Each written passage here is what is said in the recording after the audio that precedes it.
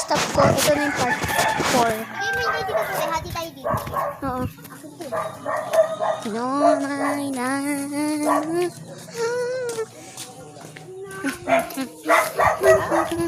Wala nang kuha dun lagi.